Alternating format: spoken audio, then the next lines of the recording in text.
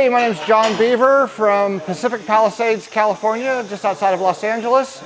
Kind of known for my wavy bowl designs, but this class is a little different. This class we're making things stick out the side. So we're taking ingrained vases and adding these ribs to them. We're basically making bowls, cutting them up, adding elements that stick out, and hopefully trying to get them back together. So there's another version of something similar. And because we're in Indiana, we had to make a little corn-shaped vase. There you go.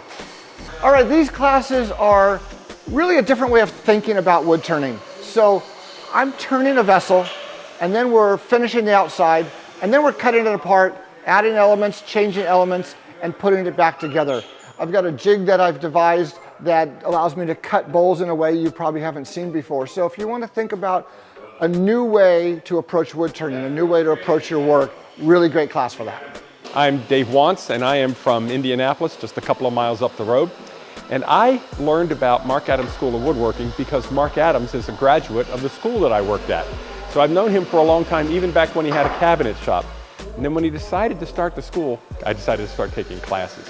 So this class is about turned forms with a lot of embellishment, not things that are carved in, but things that are added to it.